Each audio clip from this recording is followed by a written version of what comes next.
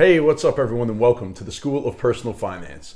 So the thing that I love most about being a financial planner is hearing everybody's unique stories and their backgrounds and their beliefs around money and about investing and about carrying debt. Everybody's different, you know. It's so interesting to me where there's only a few different topics when it comes to personal finance, yet everybody has their own way of doing things and their own opinion and feelings about stuff. It might have to do with how you were raised, if you had money growing up or you didn't have money growing up, but the belief system around money. Maybe it's because there's no education in our school systems, but I just find it so interesting to hear people's stories and how they manage their finances and everything. But now, with all of that said, when it comes down to it, there really are a few basic principles and a few basic topics that I talk with all of my clients about. I find myself having the same conversation all the time. So in this video, I'm actually going to walk you through the RightCapital financial planning software that I use, because I think that you will find it helpful, especially when trying to apply this stuff to your own life. All right, let's get to it. I'm going to go ahead, I'm going to share my RightCapital screen. I created a little dummy account, and I'm going to kind of go through how I start these conversations and these meetings, the data that I'm looking to gather, and then just walk you through all the things that you need to be tracking yourself and that you need to be looking at as you plan for your future and as you become great with money.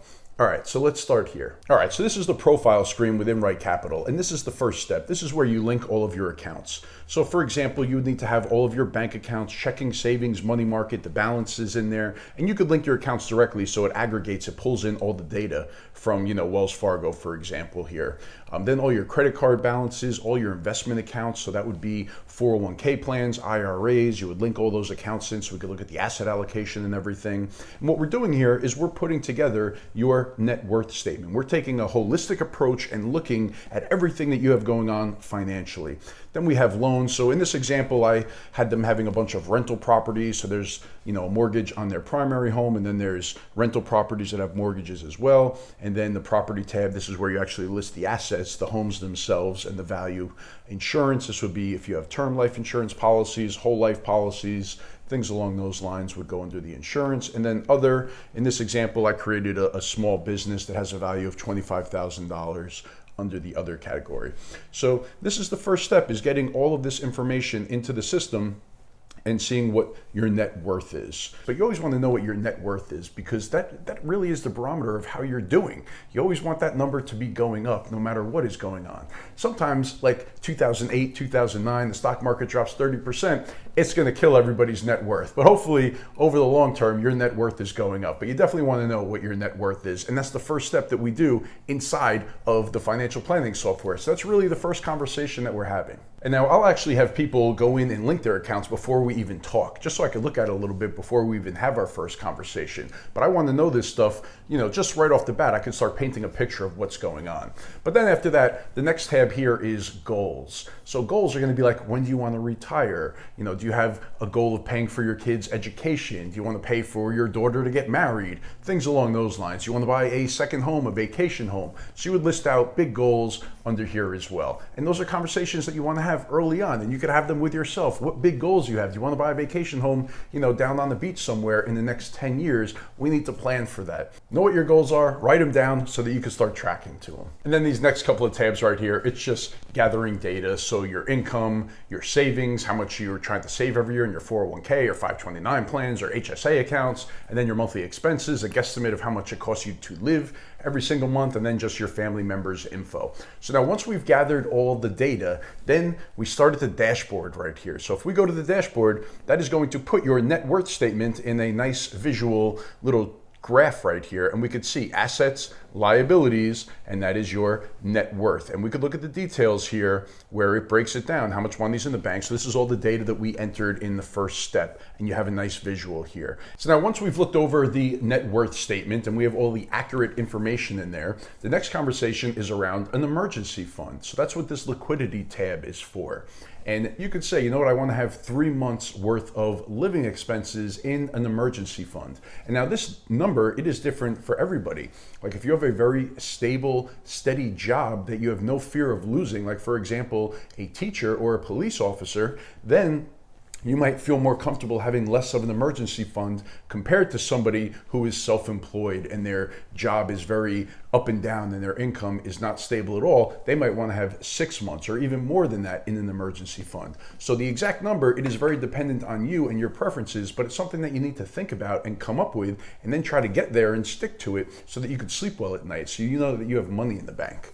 And then the next one is the budget tab. So for the budget, this is a big piece to this. When I'm working with somebody, like, we dig into this. We want to know exactly how much do you spend every month? How much does it cost you to live each and every month? And the conversation is not like, oh, sorry, you're not allowed to have fun anymore or go out to dinner anymore. It's more along the lines of, I just want you to know how much money you spend every month so that you can make smarter decisions. If you have a ton of debt and you're spending $1,000 a month going out to bars or going out to eat, then, maybe we have some wiggle room there where we could try to go out a little bit less and start paying off some of this 24% interest rate credit card debt so you can start getting ahead in life a little bit. Those are the types of conversations, that I find myself having. But the first step is just knowing how much money you spend every month. And a tool like this, it just works wonders because it pulls in all the data, it'll categorize the transactions, and you could see how much do I spend on groceries every month, how much do I spend on going out every month. And there are other free tools that are out there, like mint.com is a great one and it's been around forever. Personal Capital is another one that's also very popular. But it's important to know how much money you spend every month. And I do this with clients. I need to know that if I'm going to give you financial advice. So it's good for you to know that. And then the next thing that we're going to be talking about is your debt. Do you have credit card debt, student loans? Is there anything that's really hanging over your head? High interest rate debt that we just need to prioritize before anything else and knock out before you're able to move forward. So if you're managing this stuff on your own, I am a big fan of Dave Ramsey and the debt snowball, listing out all of your debt by lowest balances to the highest, knowing what the interest rates are that you're paying on everything. So listing out the interest rates with each one and then coming up with a plan of attack. You have to attack the smallest one first and then get going and do your debt snowball. But that is a conversation that I'm having with every client that has any kind of debt that we want to get rid of. What is the best way to attack this debt and get it off your shoulders so that you can move on and start investing more for your future or start enjoying life a little bit more?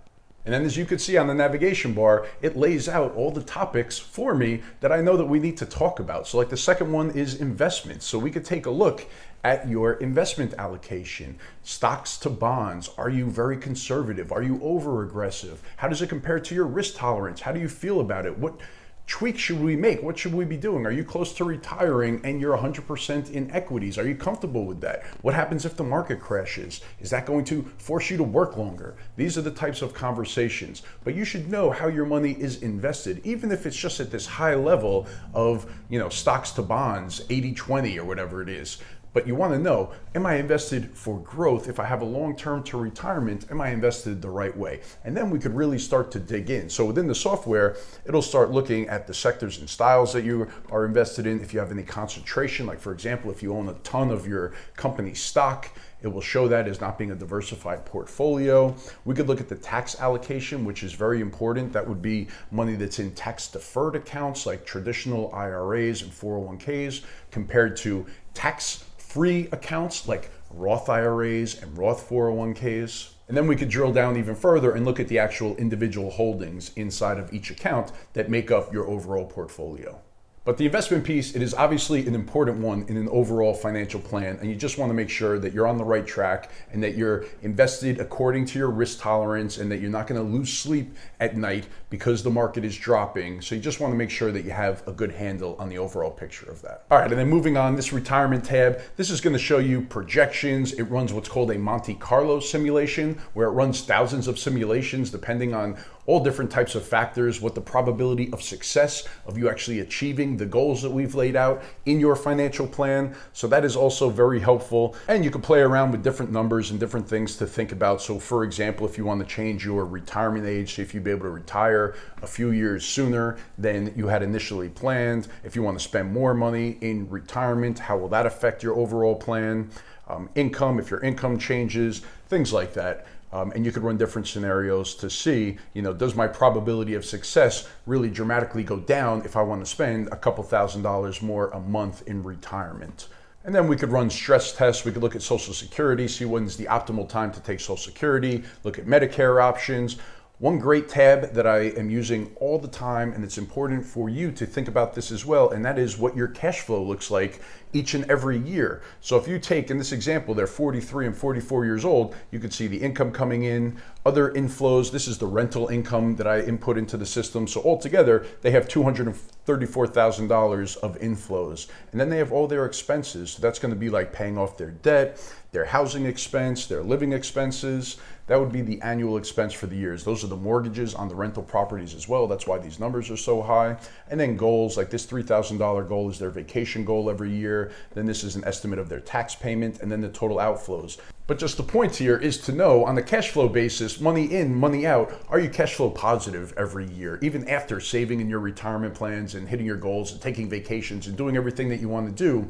Is there any wiggle room left at the end where you could deploy money in other places? So it's just good to know money in, money out, what does it all look like at the end of the year? And then you can plan going forward. And then looking at this insurance tab, this is just another conversation, right? You want to make sure that you have adequate insurance. If you have a family, if you have people that depend on you, do you have term life insurance that will cover them in case something, the worst were to happen to you? You don't want to leave them in a terrible financial situation. They're dealing with enough with the grief of losing you, where you want them to have a nice amount of life insurance to be able to cover everything in that scenario. And then disability insurance, long-term care insurance, your home and auto, umbrella insurance, all of these insurance policies, they're just additional conversations just to make sure that you have the right type of stuff. So this all goes in to financial planning. It's all part of the enjoyable process.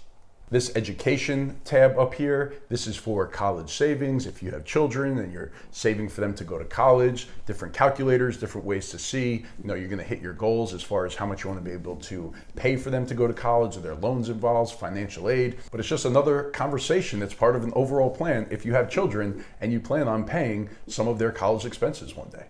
And then we have the tax tab where we could go in and we can make projections. We could look at what your tax rate is going to be based on the income that we've already put in there, see if there are any opportunities to save money in taxes by maybe deferring more money into retirement accounts, or maybe if you have a low income one year, is there an opportunity to do Roth conversions? So these are all things that you want to be thinking about and considering when looking at your individual tax situation. And the software is great with that too. We could actually look at an example 1040 and project what your tax liabilities will be all the way out into the future. So it just gives us information to put an entire picture together and get us thinking about these things. We have the distribution tool in here where we could actually run the numbers and see, will you end up with more money if you do Roth conversions, or does it not make sense because you're in a higher tax bracket? So just another thing that we're talking about and looking about and tracking to see if there's an opportunity for that. All right, and then the last tab on here that you need to make sure that you have buttoned up, and that is your estate planning. So like your will, power of attorney, healthcare proxy, making sure that all the beneficiaries are correct